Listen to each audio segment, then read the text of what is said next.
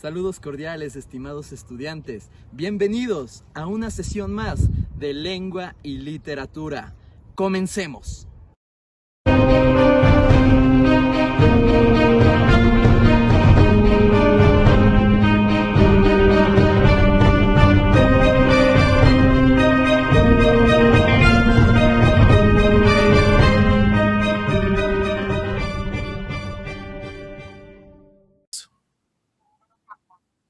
Bienvenidos, señores y señoritas. El día de hoy vamos a trabajar lo que es el arte, la historia en el arte, y al mismo tiempo nosotros vamos a tener la literatura dentro de la época histórica, con varias de las culturas que nosotros trabajaríamos en este caso. Necesito que estén muy atentos con esto y vamos a darle un inicio. Muy bien.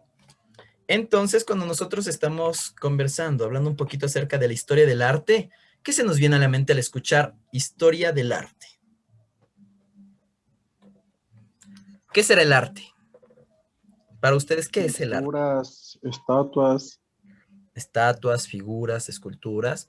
Muy bien. ¿Qué más es del arte? ¿Qué más puede ser? De hecho, es muy buen ejemplo, John. Pero ¿qué más consideramos? El teatro. El teatro, parte del teatro, La las artes danza. escénicas, la danza, muy buena, ¿eh? Entonces el arte no solamente es lo que nosotros podemos estar viendo como un movimiento, una circunstancia, es todo aquello que expresa tal vez un tipo de belleza. Muy bien. En este caso, vamos a ver el arte en cada una de las etapas de la historia que se pueden presentar. Por ejemplo, nosotros tenemos el arte en la prehistoria. Estamos hablando del 2500, del 3000 antes de Cristo al 3000 al 1000 antes de Cristo, más o menos en esta época, donde cómo podíamos expresar o cómo se vivía, cómo las gentes podían vivir en la propia prehistoria, antes de la coexistencia de la historia.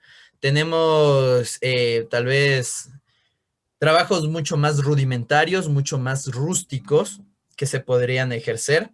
Tenemos también un tipo de alimentación que era la caza y la recolección, pero en este sentido lo que tenían era un propio sistema de comunicación que se generó en varias teorías en base a la evolución que generó.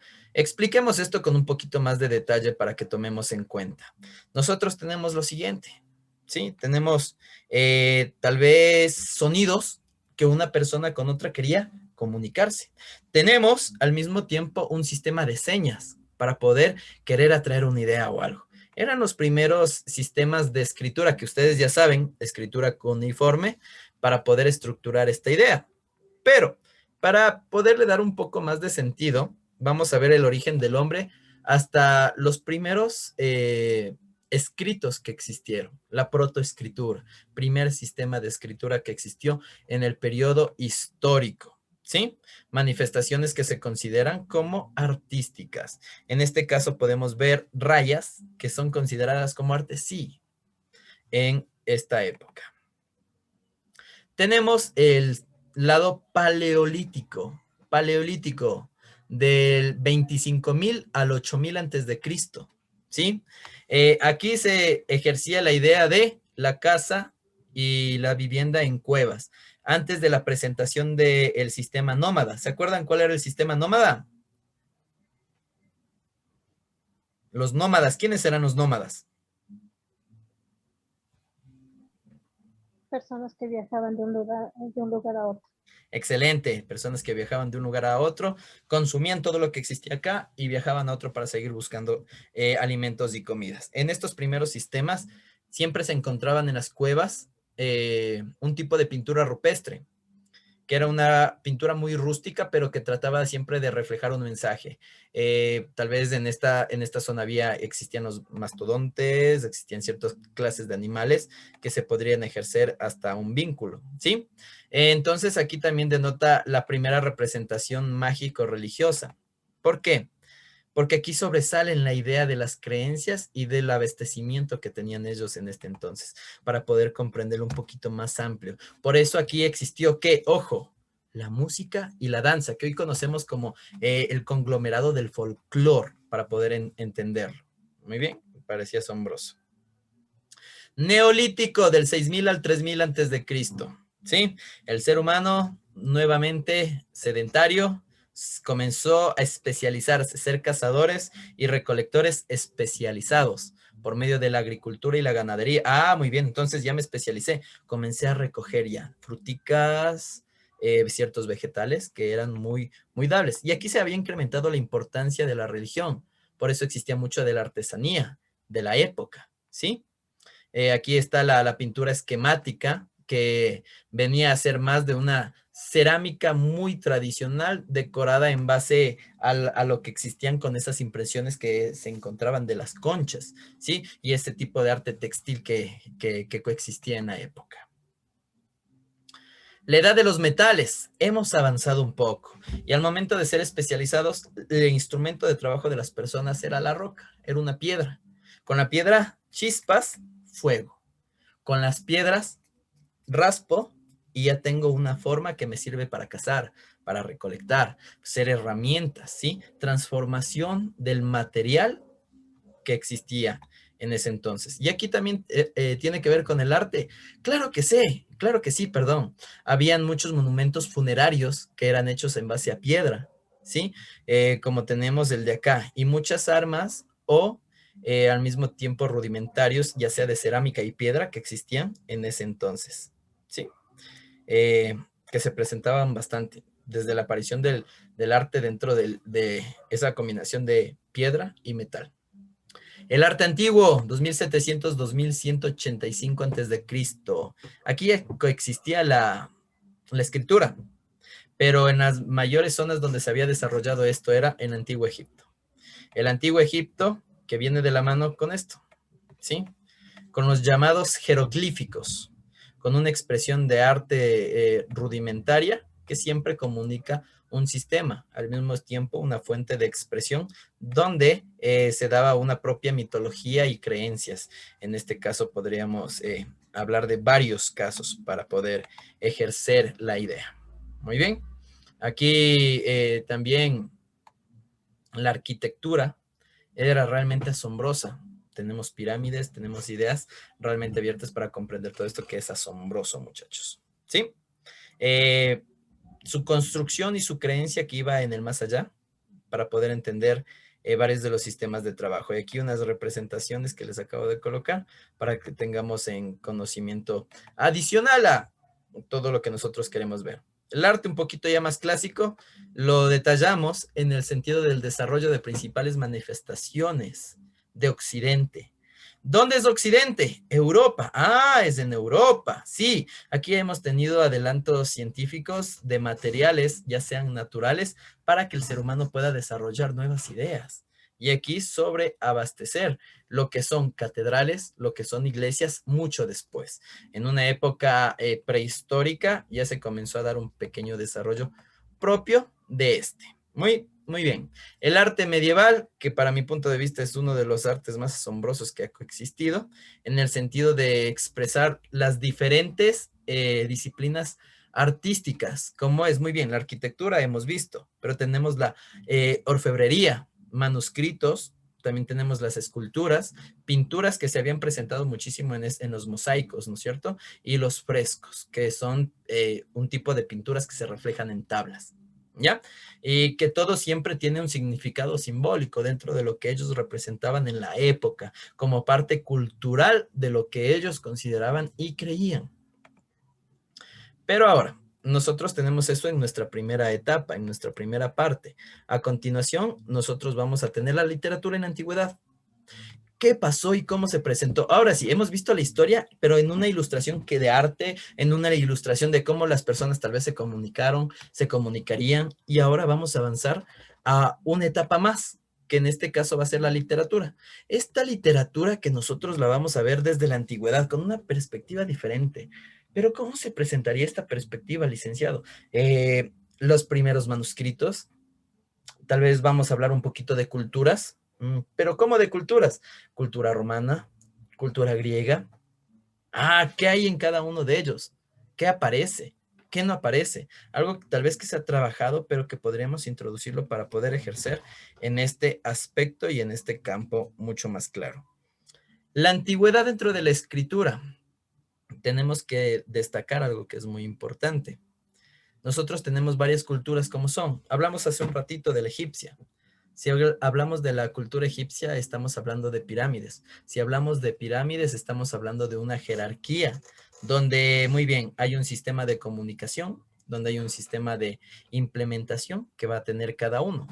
Pero vamos a sobreentenderlo de una manera mucho más clara, para que estemos enfocados en lo que vamos a trabajar. ¿Sí? Re atentos con esto. Ahora, cuando nosotros hablamos y explicamos este sentido, vamos a hablar en la literatura en la antigüedad. Un pequeño contexto que podemos trabajar en esto es que aquí estamos. Hasta el año 3000 antes de Cristo, ¿sí? No se encontraba ningún tipo de tradición oral. ¿Qué quiere decir eso de tradición oral, licenciado? Que no se comunicaban, ¿sí? No hablaban. Los únicos protagonistas que existían en ese entonces eran los dioses. Ah, eran solamente los dioses, licenciado, sí. Solamente ellos se podían comunicar en este aspecto. El arte y la cultura, ¿cómo se había presentado? El arte, en este caso, estemos muy, muy atentos, como parte cultural. Su escritura cuneiforme nos va a dar un sentido mucho más amplio de lo que era la parte de la poesía, lo que nosotros conocemos acá en un aspecto un poquito más llevado a lo montubio, los amorfinos, varios cantos, ¿sí? Un ejemplo muy claro para esto es la epopeya de Gilgamesh, una lectura que ustedes ya han tenido, que han trabajado, que se ha realizado para poder hacer una estructura parecida a esto, muchachos. Culturas de la antigüedad. ¿Qué culturas han existido? Primerito, les dije. Vamos ahora a empezar con literatura china. ¿Qué tiene que ver con China? China trabaja en base a un imperio de dinastías. ¿Qué quiere decir la dinastía? Que una persona ejerce el poder absoluto y ese poder absoluto es hereditario, ¿sí? Pero se da una combinación entre la literatura y la religión. ¿Por qué? Porque muchos habían destacado el encontrar la idea de la filosofía pura. ¿Por qué la filosofía pura? Tengo a Confucio, tengo a Lao Tse, donde se convirtieron en autores de refranes, autores que hoy conocemos como refranes, donde aplicaban la vida. Pero ¿cómo es eso de que aplicaban la vida, licenciado? Porque comenzaban a compartir su forma de vida, ¿sí? Su forma de expresarse, que realmente era realmente asombrosa para la época, ¿sí? Que tiene mucho que ver de la mano con la literatura japonesa, tiene un parecido, pero no es lo mismo, ¿sí? Porque muchos en la mitología china, es algo muy importante que nosotros debemos entender, muchachos, es que esta no tiene más de 2000 años de antigüedad. ¿Por qué? Porque dentro de este sentido existían antes los 5 emperadores, un poquito de historia. En la idea de China, tanto como en Japón, se dio la influencia de la religión, que tenían una gran variedad, según una base cosmológica que podríamos trabajar. Pero en esto nosotros tenemos dos partes, el extremo oriente y el extremo de Oceanía.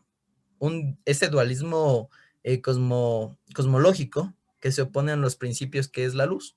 La luz se divide siempre en dos, sol y fuego, dentro de este sentido. Pero eso, ¿qué tiene que ver con literatura, licenciado? Sigo sin entender. Y viene al sentido de la expresión que tienen, la parte cultural que ellos conocen. ¿Qué es cultura? Pregunto. Cultura, ¿quién se acuerda? Vamos a ver esas memorias. Cultura, cultura. ¿Qué será la cultura? Cultura, aquel cúmulo de tradiciones, costumbres, vestimenta. ¿Qué más? ¿Qué más? Gastronomía, idioma, creencias que tiene, que genera la identidad de un pueblo, de una nación. Ahora, si hablamos un poquito de lo que es la literatura china, también hablamos un poquito de lo que es la especialización de Japón. ¿Por qué? Porque Japón en ese entonces no se les llamaba como dioses, allá en Japón se les llamaba como kami, los cuales tienen más de 8 millones de kami, es decir, dioses, o también se les consideraba como espíritus japoneses, ¿ya? Pero ¿y eso qué tiene que ver? Que la religión era sumamente amplia. Es algo parecido un poquito a lo que es la India, que India tiene más de 25,000 dioses en los cuales creen y les veneran. Entonces ahí se da una comprensión mucho más grande de lo que esto se ha ejercido. Por eso se da la mixtura de la magia-religión, ¿sí? No se pudo transcribir para que no pueda tener un carácter extranjero, pero lo que sí comenzaron a trabajar, esto es en omnipresencia de la cultura china, conservar su propia identidad y preservar, porque hablamos de China y pensamos que son todos los chinitos, los japoneses, los coreanos, etcétera, etcétera, etcétera, lo cual no siempre se vislumbra de esa manera, para poder entenderlo más clarito. Dentro de la India les había dicho que ellos tienen más de 25,000 lenguas y 25,000, ojo acá, dioses. Su religión era realmente amplia. Dentro de la parte cultural, es uno de los países tal vez más pobres que existe. ¿Por qué? Por el estilo de vida que tienen las personas. No importa vivir en la calle, pero no pueden dejar de tener a su dios de oro ahí para poder venerarlo. ¿Vale? Siempre se presentó esto. Por eso existían en ese entonces lo que llamamos las Vedas, ¿sí? Las deidades de este caso. Aquí tenemos a Indra, que es una de las principales deidades, conocida como Veda. Los sánscritos, que es aquel escrito religioso, ¿sí? Con una legüeja se llamaba en este caso, que era una expresión que tenían los dioses, que nadie más conocía. El teatro y la poesía, ¿cómo se presentó? De manera muy popular. Si les digo que es sumamente duro el trabajo que tuvieron acá, el tipo de explicación que ellos tienen era realmente rudimentario en este sentido. Una aspiración romántica europea, pero que era muy escasa dentro de la propia época que se quería trabajar. La literatura griega, aquí un poquito más agradable la situación. ¿Por qué? Porque la literatura griega tiene que ver muchísimo con el occidente, en el sentido de la mitología y los dioses. ¿Quién no ha escuchado el dios Zeus? Ah, cierto, el dios Zeus. Sí, sí, sí, me acuerdo de ese personaje. Muy bien, me parece asombroso. Pero no nos quedamos solamente con Zeus. Yo también tengo a Hera, tengo a Ares, ya Poseidón, Artimés, creo si no estoy mal, Apolo, ya, etcétera, etcétera, etcétera. Sí, hasta el pequeño Hermes, ya, con los dos zapaticos con los que sabe correr súper rápido. Hablamos de dioses. Dios de todo en este caso es Zeus, que también es considerado como el dios del trueno. Pero en este caso era parte fundamental de la sociedad. Si hablamos de Grecia, hablamos de mitología. Hablamos de mitología, hablamos de los dioses de la época, ¿sí? Donde se explicaban fenómenos naturales y dan lugar a héroes que en este caso eran tipos de semidioses. Uno de los más conocidos en la influencia de la cultura es Hércules. ¿Sí? Que nosotros hemos visto, ya sea en una caricatura, ya sea en una película, La Roca, etcétera. Tenemos una gran variedad en esto. Pero dentro de la literatura griega nosotros tenemos lo que conocemos como la filosofía, ¿sí? Filos y sofía, amor a la sabiduría. Estamos, en este caso, ¿qué quiere decir esto de amor a la filosofía? El arte de expresar. Tenemos a Sócrates, padre de la filosofía, tenemos a Platón, Aristóteles, tenemos una gran variedad en este caso para la construcción. En la literatura griega existía un mini coliseo donde no existía para pelear ni para otro tipo de actividades. ¿Para qué se ejercía estos mini coliseos? Para poder generar debate, crear ideas, compartir ideas, etcétera. En esto se habían presentado muchísimos de los géneros literarios, como dentro de los géneros literarios por excelencia siempre se divide en las tres partes, ¿sí?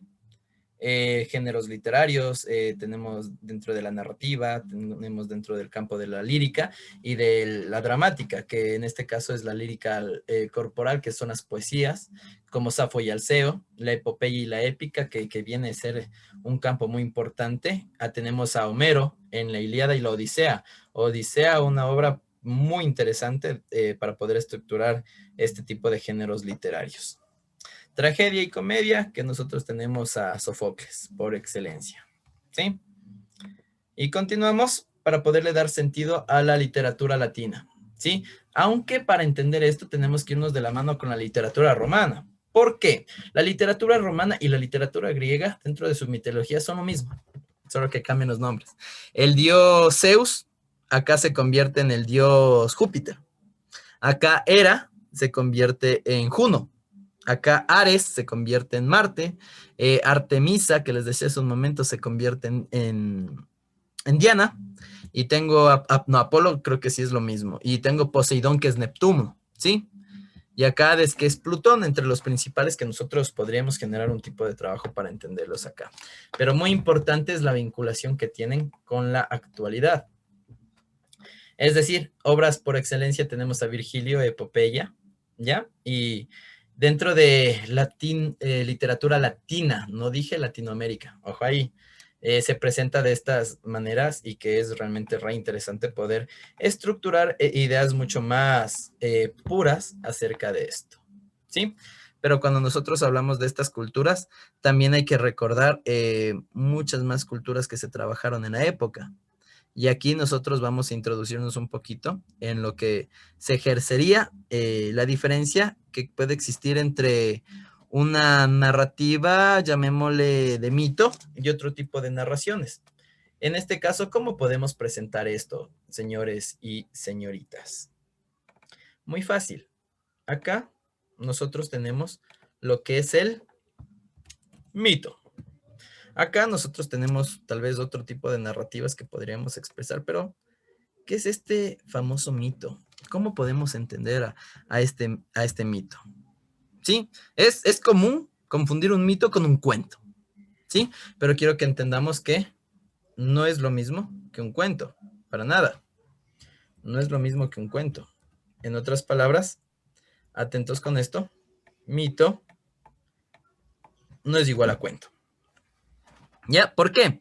Porque el cuento comienza a plantear historias hasta cierto punto verdaderas, ¿sí? Pero el mito es esencialmente etiológico. Quiero que estén atentos con esta palabra. El mito es puramente, ojo aquí, etiológico. Pero ¿y qué tiene que ver esta palabrita, licenciado, con nosotros? Que nos trata de aclarar cómo se llega a una determinada situación, ¿sí? ¿Por qué es la mortalidad? ¿Por qué el mar es salado? ¿Qué existe? ¿Qué coexiste en este punto? Además que la trama de los cuentos es sencilla, pero la trama de los mitos es mucho más compleja para que nosotros podamos comprenderla, para que nosotros podamos entenderla. Ah, entonces ahí ya cambia bastantes cosas, ¿no es cierto? Sí, ahí cambian bastantes cosas para que nosotros podamos comprender. Y en este caso les voy a colocar aquí. ¿Ya? Es mucho más complejo, etiológico, para poder entenderlo. La frecuencia, también algo que es muy importante, es la frecuencia que existen en y aquí les voy a poner, personajes. ¿Qué pasa con los personajes en el mito? ¿Qué tiene que ver los personajes? Son mucho más complejos. ¿Por qué? Porque aparecen más, ¿sí? Se relaciona en la recurrencia que ellos tienen en la participación. Y ahí nosotros podríamos entender. Hablaríamos, en este caso también podemos hablar de que estábamos hablando un poquito de lo que son cuentos. Podríamos inmiscuir un poquito lo que son las fábulas, ¿sí? Para poder quedar mucho más claro. Y tendríamos un sistema mucho más abierto de lo que existiría en el siglo XIX, siglo XX, dentro de esta estructura. Estoy hablando del 1800, del 1900, para poder comprenderlo mucho más claro. Hasta aquí esta pequeña partecita, nosotros tenemos lo que es la parte teórica de lo que vamos a trabajar. Para poder introducirnos a la parte práctica, vamos a hacer una pequeña actividad. Muy bien.